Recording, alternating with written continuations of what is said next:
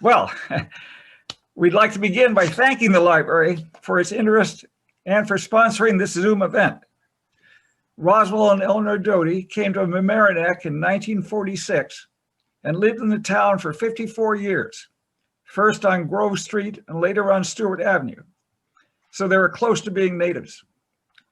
And thanks as well to longtime Doughty friend and amazing person, Barb and Bobby Werber, who first put the idea for this session forward. And as many of us know, she can be very persuasive. Bobby also says that Ann Doughty was their family's favorite babysitter, which I completely get, as the light of my life for the past half century and sitting beside me now. And we're happy to see several members of the Doughty family on the screen as well. My role is to kick things off, to briefly introduce Roz Doughty, the author of these remarkable memoirs, and then to turn things over to my brother-in-law, Weiner Descher, who envisioned this book many years ago, persisted against all odds, found the publisher, prepared and edited the memoirs, and wrote the introduction and notes. Following Reiner's presentation, Bob Doughty will read excerpts from his father's memoirs. Then we'll open the floor for discussion. If questions or comments occur to you along the way, please do use the chat icon to record them. I would also urge that you keep your audio muted during this presentation for obvious good reasons. Roz was born in 1909, was raised with his younger sister in Walpole, south of Boston, and where his mother was long-serving postmistress. Roz talked about the trips he took as a youth with his father to Chebeague Island in Maine, his father's original home, especially their time spent fishing there. But his father passed away when Roz was still a teen, forcing Roz to take on greater family responsibilities at an early age. He became the first in his family to attend college, Boston University, and subsequently completed law school as well. These were the Depression years, however, and both college and law school were major financial challenges. So Ross worked his way through both at a Boston bank in loan collections, which was difficult and sometimes heartbreaking work, but experiences that have influenced his subsequent career at the General Motors Acceptance Corporation. A second life-changing choice was to join the Army ROTC during college, and he graduated as a second lieutenant. A third life-changing event was meeting and subsequently marrying Eleanor Ward. They had 3 children, Martha, Anne, and Bob, each born in circumstances related to the 2 wars, World War II and Korea. In fact, during combat in Italy in 1943, Roz was first informed through Army channels that Elle had given birth to a son. Happily for me, that son turned out to be Anne. Skipping entirely over the war years and leaving that territory to Reiner and Bob, Roz and Elle moved to Mamaroneck after the war, and he resumed his work at GMAC, begun earlier in Boston, but this time in their main office in Manhattan. Eventually, he led the legal and legislative units of GMAC and played a pioneering role in developing the Uniform Consumer Credit Code nationally. He approached this work with the same fighting spirit so evident in his memoirs, often bucking his bosses to work in states across the country, sometimes paying his own way, toward laws that he felt would be reasonable to both business needs and consumer interests. In Mamaroneck, Roz was very active as a splendid voice in the church choir and was quite involved in the Lions Club and its mission to aid the blind worldwide. He and Eleanor moved to Vermont in their final years, and he died in 2001, 2 months before 9/11. And Elle passed away 3 years later. Their gravestones are next to each other in the Vermont Veterans Cemetery. So these are a few facts, but just a bit of an in-law perspective into the man.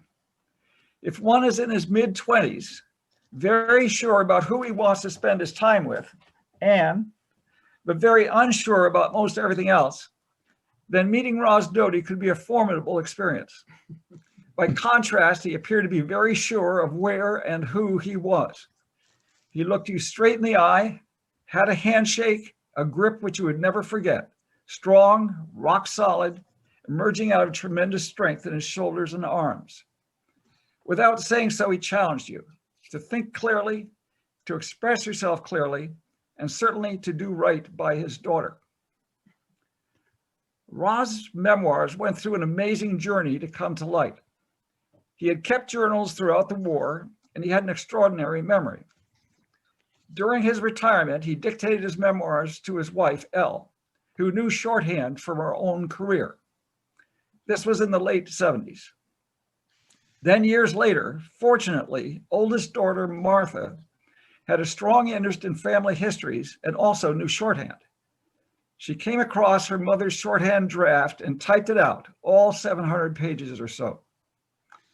Subsequently, Martha turned the box with the typed draft over to her sister Anne, and it sat in Anne's office in our home for many years. Then brother-in-law Reiner Descher, visiting with his wife, my sister Mary, was looking for something to read, and Anne pointed toward the box. This was perhaps 8 or 9, perhaps 10 years ago. And the rest, as they say, was truly history. So at this point, I'll turn the tale over to Reiner. In addition to being a wonderful brother-in-law, Reiner is a retired professor of aeronautical engineering at the University of Washington, has published several of his own books, and has proven again and again that retirement truly is not a part of his lexicon, for which we're very grateful. I recall that Reiner was initially struck by the power of the memoirs. Roz was a keen observer of life, a very compelling writer, and had quite a story to tell as an on-the-ground intelligence officer throughout the years of American involvement. But Reiner's interest also was autobiographical. He was a young child in Germany during the war, afterward lived in France with his family for 6 years before finally moving to the US. And then later, during his academic career, he had a sabbatical in the region on the Rhine, where Roz spent the winter of 1945. So to say the least, Reiner had a keen personal interest in Roz's story as well. With that, I'll turn to Reiner. Well, thank you, Chuck, for the kind words. It is indeed humbling to live up to those kind words. First of all, welcome to my little wordsmith shop here in Seattle, Washington. It's afternoon and you guys are all mostly enjoying the evening, I suppose.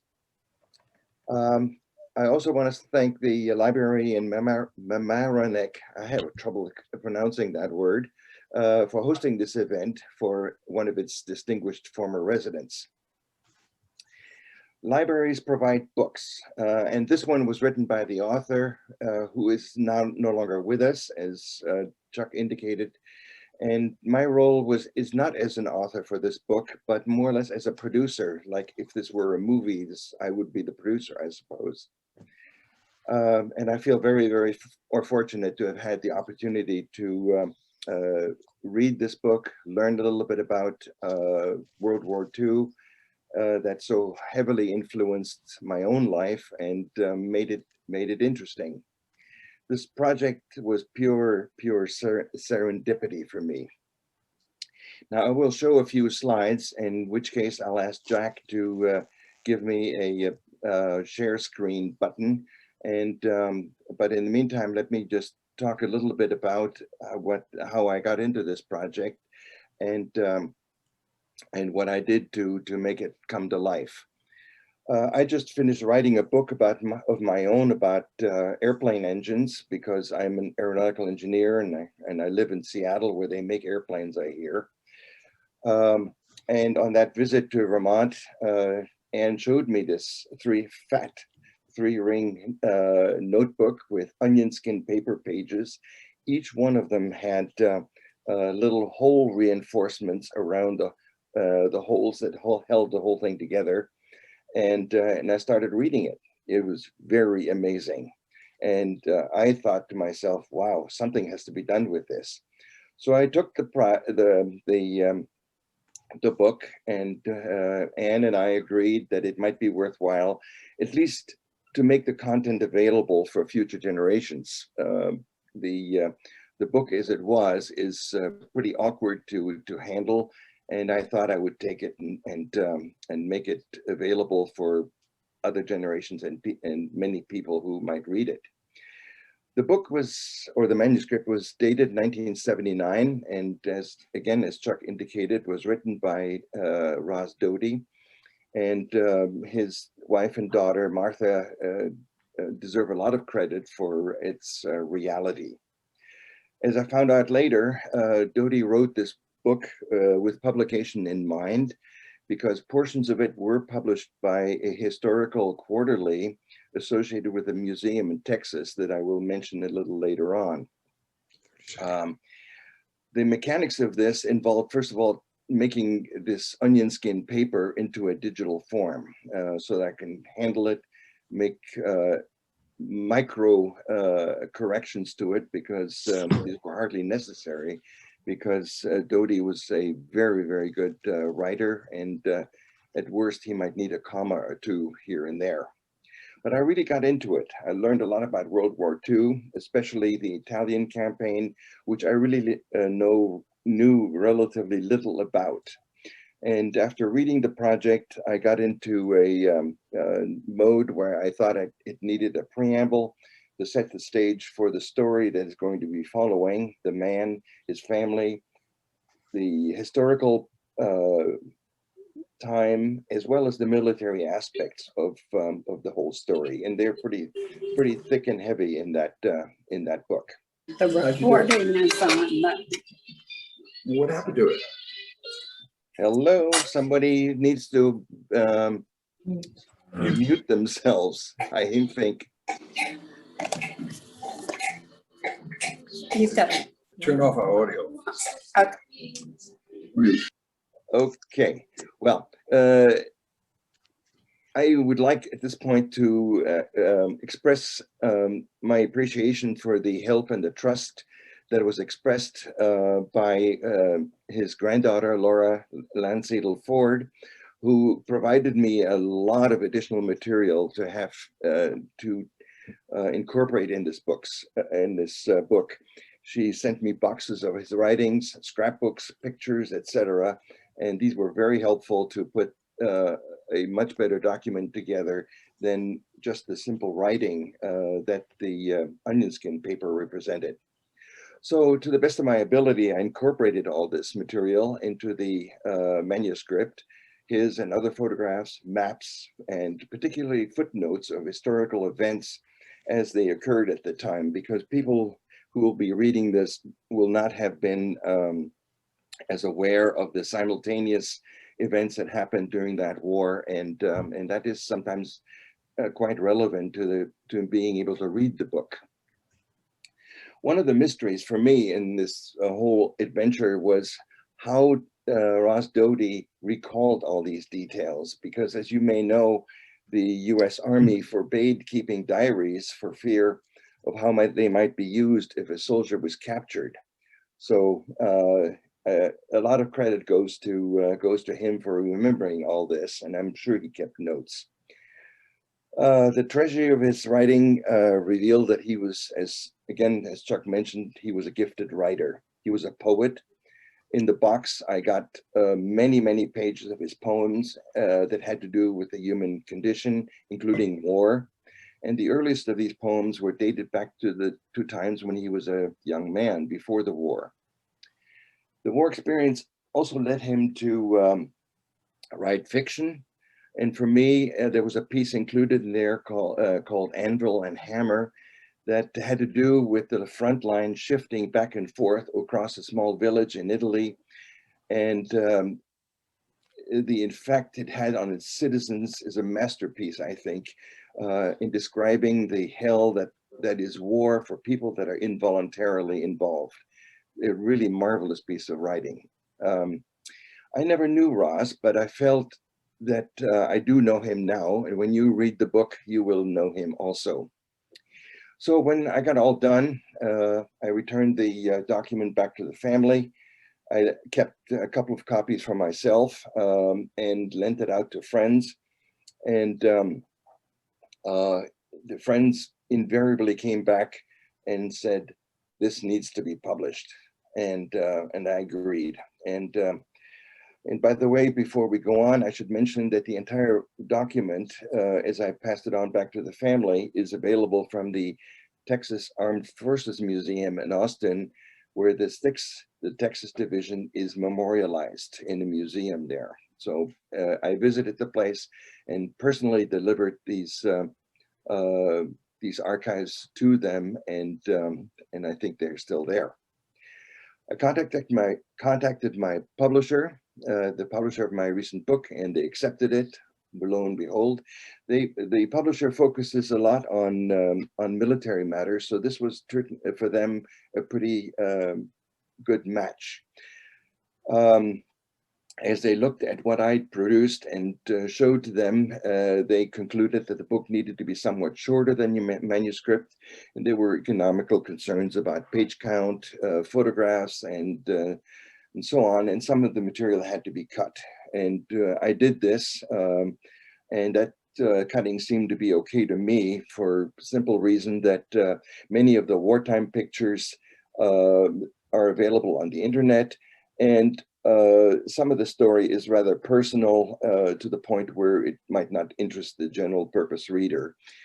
Omitted from the book is in particular the early training in the United States before the war and during the early stages of the war. A description of time doing rest and relaxation in Italy, which is quite personal because he got to know a family over there quite intimately. And some of these stories associated with the military and its management of the confusing post-war affairs. That I'll talk about again in a few minutes. All the words in the book are his. There are very few grammar corrections, and like I said, just a few spellings and commas. The book is about the 141st Infantry Division, whose exploits are described at the ground level viewpoint. And this gives a very, very realistic view of the war in general, in fact. Doughty was an officer. He was an intelligence officer, someone obviously structurally located between the foot soldier and the general. And both of these kinds of individuals were part of this story. And as an officer, he executes orders, but has a lot of latitude in regarding how it's done. And therein lies a lot of my interest in what he wrote. The overarching story of the war in Italy is told by many historians, and there are many good books. And the book, as well as the manuscript, reference a number of the very excellent ones that are available to cover this part of the war. So if you, Jack, if you could let me switch to my slideshow here, I will. You are co-host, Reiner, so you can do this. I can do this? Yes, you're co-host. I am co-host. Look at this. Share screen. Jack, mute again. Okay, good, great. Okay. Now, this PowerPoint, I'm going to change to this mode. Okay, great. This is the individual who wrote the book, captain in this case. This picture was taken in Italy, and this of the 141st Infantry Division, Infantry Regiment of the 36th Division. God, my tongue gets in the way here. Of the 7th Army invading Italy. Name of the book is Invading Hitler's Europe, and the publisher is Pen and Sword, and the book came out in 2020. On the lower left-hand side of the picture here is the so-called T-patch, which all the people from the 36th Division wore on their jackets, and some of the pictures that I'll show here, as well as the ones in the book, will have T-patches displayed. I was fortunate enough in being able to secure the services of a cousin of mine who lives in Germany. He's a cartographer, works for the federal government in Germany as a cartographer. And so he was kind enough to supply the pictures, the maps that were supplied for the book. I'll go through them here because they paint a nice way of showing how the journey went. And what I have here, and I hope my arrow shows up on everybody else's screen. This is the north west side of Africa with the Gibraltar Gap over here. And a lot of the time that Doughty spent training for the invasion in Europe was in a little town near Oran and Arzu, if that's the right pronunciation, in Algeria. There's also discussion of some defensive maneuvers that they had to carry out, having to do with flying over here into the French Morocco and the Spanish Sahara as part of Africa on the far west. So this is the scene for where the war started for Ros Doughty. At the same time, when they were training there, the British and the Germans were fighting a battle over here in Libya, further to the east, down here, and eventually the Germans lost that battle and the British prevailed. So again, thanks to Andreas Illert for these wonderful maps. Oops, what's happening here? Okay, I don't know how I did that, but I did. The commanding general for the training is a person that Ros Doughty had a great amount of respect for. Who he met him, by the way, several times during the war, William Wilbur, and I thought I'd at least include him in this little picture. The invasion of Italy took place first in Salerno, and there are several invasions involved here. And so Naples is over here. And the invasion for the 36th Division took place over here towards Paestum, which is a Greek/Roman area, quite well known for its ruins. And when they landed, they eventually succeeded in establishing a beachhead. Oh, come on now. Establishing a beachhead, which after several days included the solid line and advanced in a couple of weeks to the line further up. The Germans had established a very, very strong defensive line further north, up in this part. Here it goes. This defensive line is called the Gustav Line. There were several such defensive lines. And eventually the American troops encountered that line and had to fight a very vicious war around it, especially around the little town of Cassino, Monte Cassino, a mountain there, and I'll show some pictures of that. And so that is the first phase of the war that's described in this book. My buttons don't seem to work here. What's the matter? Having trouble advancing. Okay. The commanding general for the first invasion was Fred L. Walker. He also wrote a book and that about the adventures that Doughty talks about, but the writing is from a general's point of view, and it's very, very different from what Ros Doughty wrote. So I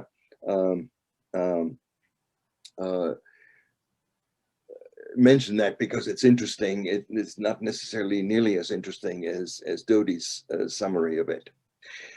The Battle of Monte Cassino went quite badly. Here's in the next picture in the next map, but it was eventually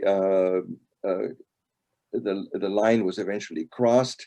There are 4 battles involved in around this area, and the United States and the Allied troops generally lost the first 3 of those battles and finally prevailed on the 4th time.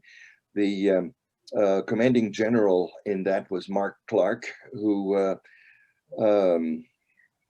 is of whose leadership in that war is questionable at best. And it is somewhat motivated by his desire to be the first person to ride into Rome to liberate the city.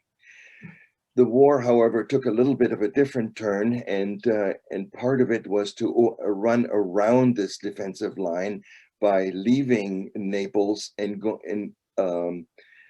invading Italy again at a second time at a place called Anzio, and the 36th Division again took part in this landing. This is the second landing, and the dates here are 22nd of May 1944. And it landed here, and eventually they brought the whole war up to the north, and then eventually the 36th Division left the theater here by embarking and going off on yet another invasion of the continent, namely this one in France.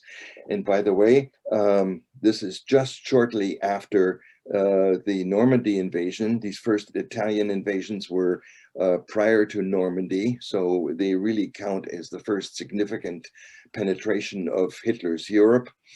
And the invasion for the 36th Division was down here, a little bit west of Nice on the Riviera, with several other places where the Allies invaded, and the 36th Division worked its way north along the base of the Alps. Along the base of the Alps here, going northward towards Germany. Let me see. Okay.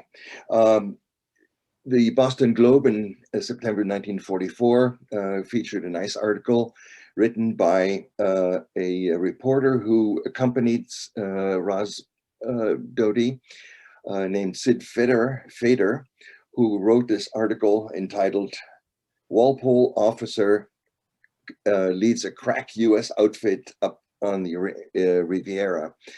And it turns out Sid Fader was basically invading the southern France beach alongside with our writer, together with the 101st Regiment on the French Riviera, and it turns out that he was looking for a place to set up a correspondence office which consisted primarily of his typewriter. And it turns out that at that point, Doughty was left alone in a little segment of the woods, when suddenly he was tapped on the shoulder. And when he turned around, there were 200 armed German soldiers looking at him alone. I never heard that. And the officer in charge said, "We want to surrender." And so in order to deal with this, Doughty had to disarm all these people, which he did, and avoid being discovered by the Allied troops nearby that all these German soldiers were there. And he did that successfully. And this is a fascinating read in how this was accomplished. And when the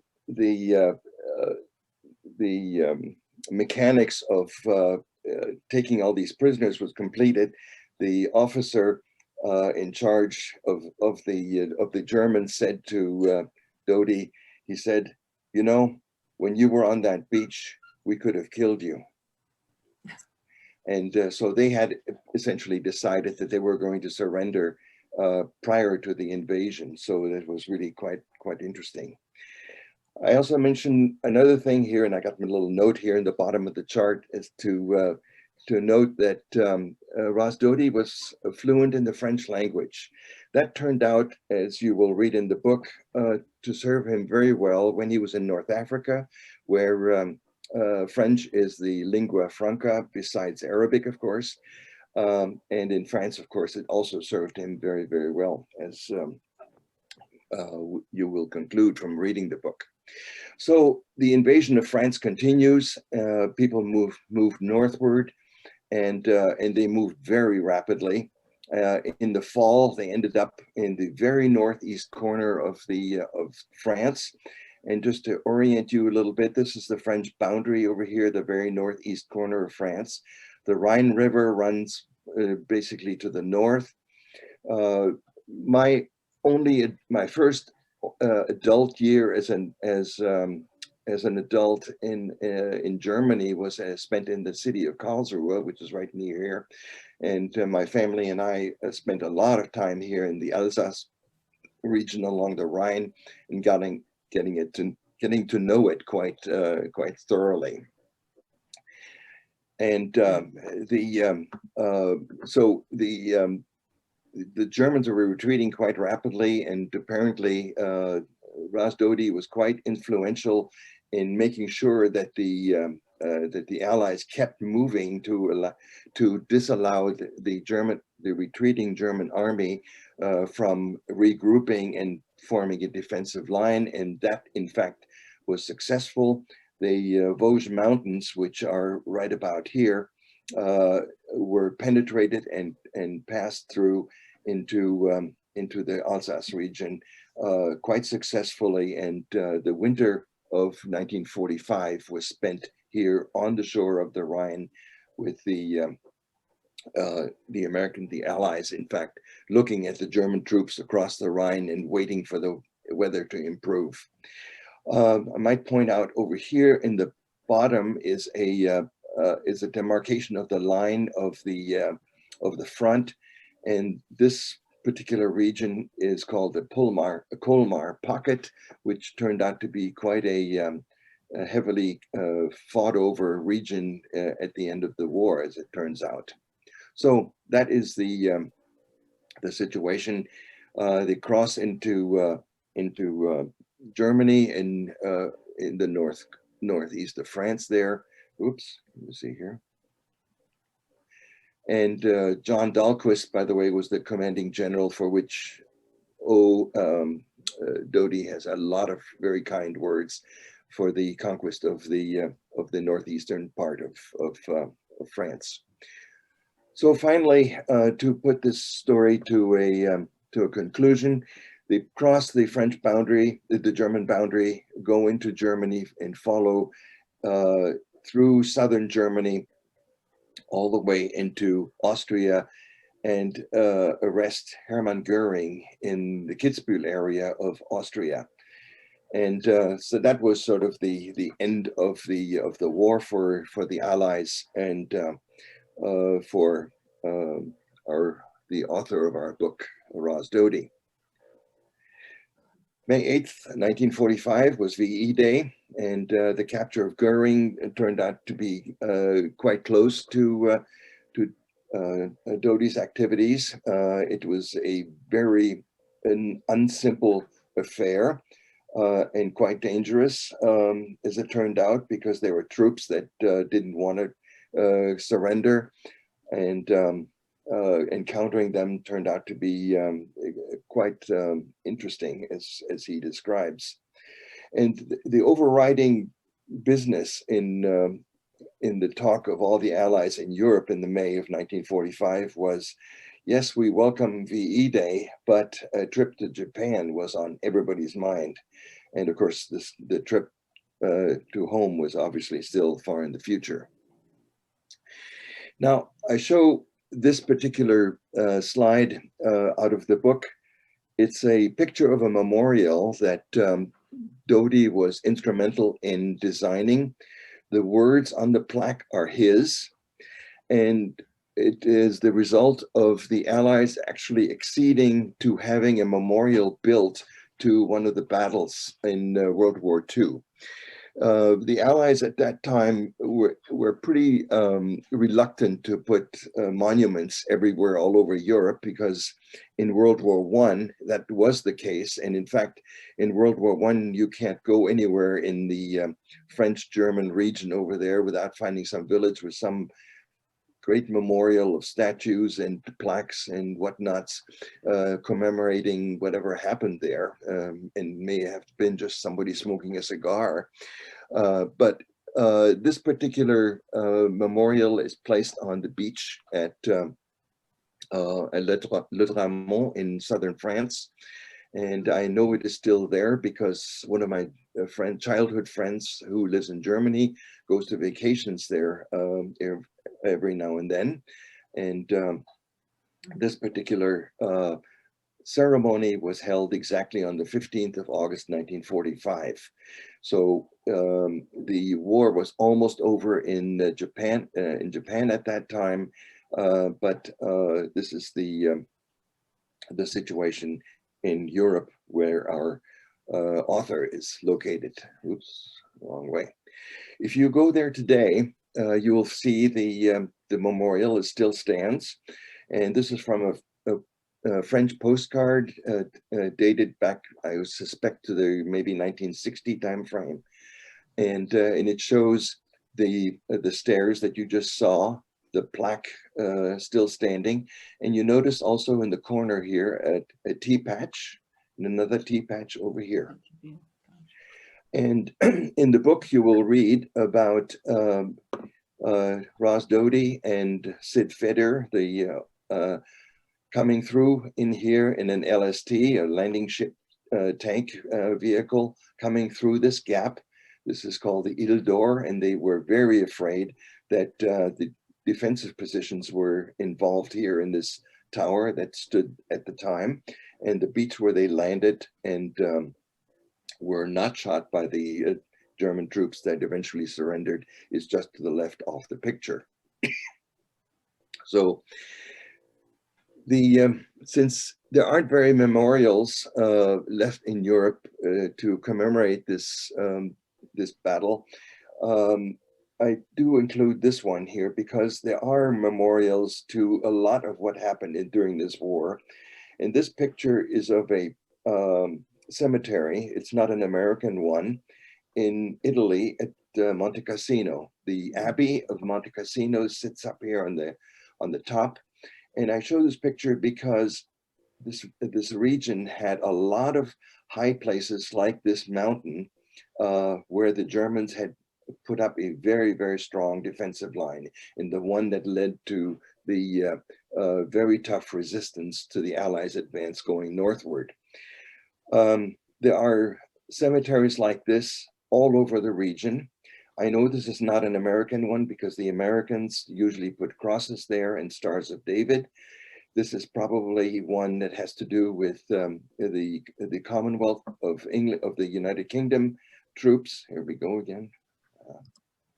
And there are Polish cemeteries and French cemeteries and Italian cemeteries and German cemeteries all over this region to show you, or at least remind everyone on this Memorial Day of the high price that going through this war at this point and at this place, what price that exacted. So it's a tough scene. This is the cover of the book. Roswell Doughty, again, in that same picture they took for a cover jacket. And here is on the backside, Laura Lansadel Ford suggested that we have something that suggests more than just a party being held for Hermann Goering, who was the second in command of the Nazi Empire when he surrendered to the Allied troops. It turns out that Doughty's involvement in the arrest of Goering netted him a number of souvenirs, including his own Goering's personal gun, which, as it turns out, was eventually lost to him either through theft in a hotel room where he was staying or through some other means. He no longer has it. But here it is, captured, Goering captured by a Texas outfit as a headline. So that is kind of the picture I wanted to show for, let's see here. How do we undo this? Stop sharing, okay.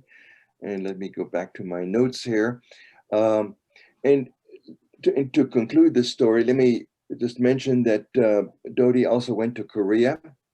He wrote about that as well. It was unfortunately not as happy a one as he had hoped for. But there were a couple of pieces that were of personal interest to me because of my interest in aviation and living in Seattle. Because one was a description of a flight from Buffalo, New York, to join the Army at Fort Lawton in Seattle in 1951. And the description is of the flight that he thought was amazing, but of course, it's nothing like it would be today. And the other, of course, is a description of Seattle, because he had about 3 or 4 days to roam around the town and to get to know it. And let me assure you that the city he describes is, is hard to find today. So let me close this with some words by the author himself, which I think Bob Doughty, his son, will read for us. But I hope I have kindled an interest in the book and maybe others to appreciate what happened in this one slice of the monumental event that was World War II. So with that, let me close out and hand the microphone over to either Bob or Chuck, and you can take it from there. I'm just going to introduce Bob and turn it over to him. I would say in this presentation, I'm surrounded by beloved brothers-in-law. Bob Doughty was Mamaroneck born and raised. He had a distinguished career in broadcasting, both in the private sector and with the Voice of America for more than 3 decades. He also had a tour of duty in the Air Force in Vietnam earlier in his adult years. Bob will now read some brief excerpts from his father's memoirs, and those who knew Roz will certainly hear echoes in Bob's voice. Bob. And hopefully not literally echoes, okay? Where is it? In a very real way, General Wilbur prepared us for that moment in our lives when we passed from ordinary existence to a living where being alive from moment to moment seemed a miracle. To anyone who has not passed the line and had the curtain of war come down behind him, blotting out all meaningful security and destroying values that make civilized life a prized possession, there can be no comprehension of the changed outlook that henceforward throughout the rest of their lives dominates the hearts and minds of combat soldiers. Bear with me while I get to the next page. These are excerpts that Chuck picked out for me because I haven't really had a chance to read the book. I'm going to read it, I promise. Artillery shell, this is just a brief thing. This is going into Salerno, the battle. So here he is on board the, what's it called? It's a cement, no, the other one is a cement ship. This is an LCT, yeah, LCT. Artillery shells began to fall, striking the water behind us with heavy explosions. And we were made aware of the worst military position to befall anyone. Helpless on the water with no possibility of returning fire. An added danger arose as mortar shells, those silent messengers of death, began to explode around us. Every moment, crouched, now below the blunt bow of the LCT, seemed forever as we awaited a direct hit. It seemed that gunners would have to be blind not to hit us as the range closed. I was awaiting the rasp of the keel on sand and the release of the bow to open the way to relief from the inaction which seemed to be sapping at my strength. When we touched bottom, the boat lurched, sprang forward, and stopped with the motor going full blast. The coxswain released the bow from after moving the downward a few inches, it stuck. I shoved against it with all my might and yelled for the others to do the same before some alert gunner, seeing our predicament, zeroed in on us. Slowly, the ramp went down, grudgingly, and with sudden jerks that nearly threw us off balance. When I looked out, I was stunned to see that we were still a couple of 100 feet from the shore, where an uncharted reef had stopped us. Even so, I jumped into the water and, finding it too deep, shucked off my harness, which we had learned to keep unbuckled, and let it go with my musette bag into the water, into which also my helmet disappeared. Plunging and half swimming, I headed for shore. My only weapon, the .45 caliber pistol, I'd stuck into my pants belt as I let everything else go. It was worse than a nightmare of trying to run and being unable to move. Every step was an agony of suspense as machine gun bullets zipped overhead and mortar fire struck all around me.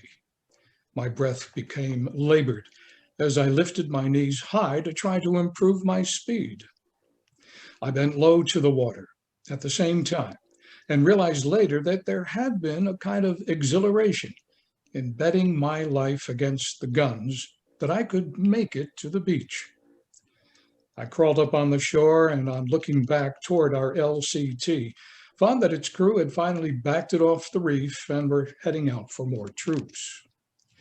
Other men from the contingent I'd come ashore with had taken a slanting course to come in on the section of the beach where the rest of our wave, now under savage fire, had landed. Some of them were hit and others were trying to bring them ashore. While we had been warned about getting off the beach as rapidly as possible, since enemy guns had, without question, been zeroed in on it and could hit at any time, day or night, I found that I could not do so. Instead, I dropped into a foxhole someone had started to dig, but which was now half full of water. It was located partway up the beach, and beyond it lay my problem. There, in solid bands, were double-aproned barbed wire fences, interlaced with shining wires that led to mines and booby traps. I was several 100 feet south of the main landing beach, and little had been done to render the footing safe in my area. Sand filtered into my clothing and made life more miserable. Over the top of the dune, I could see Mount Soprano, which had been a reference point for much of our planning. I wondered if I would ever reach some of the initial objectives we had set for the regiment. And one more smaller graph.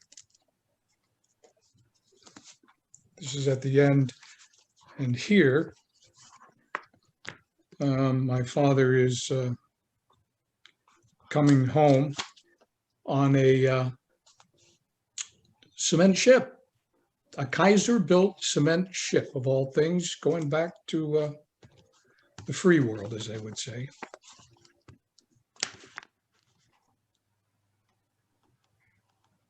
It is possibly a fitting end to this saga to point out that, having left the U.S.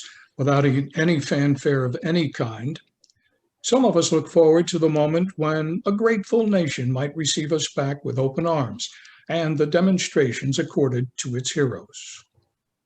We sailed past the Statue of Liberty, silently, and as we approached the New Jersey shore, a single small powerboat came charging toward us.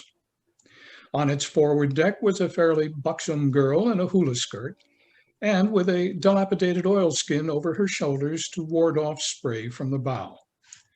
She gyrated a few times, and suddenly the whole affair struck the hundreds of us who were watching as hilarious. We simply laughed and clapped to encourage the girl, who, it has to be said, represented the nation's only, if not its best, effort to welcome us home. Even then, since nothing could be offered as repayment for the time we'd spent in jeopardy, we were happy to receive this token of thanks. Most girls would have stayed home that cold morning. But to really bring us to the realization that returning heroes were a dime a dozen, we found that awaiting us at the dock were a number of ladies in pink, serving in a tired and fumbling way cream-chipped beef on toast, or as it is known wherever GIs collect, SOS. This was the crowning achievement of our return home. We had plastered the earth with such stuff wherever it was served. In New Jersey that day, all of us simply said, no thanks, and headed for a waiting train and transportation to Camp Kilmer. Sic transit gloria mundi. Thus passes worldly glory. That's great, Bob. Thank you. You're welcome. That's the end of our presentation.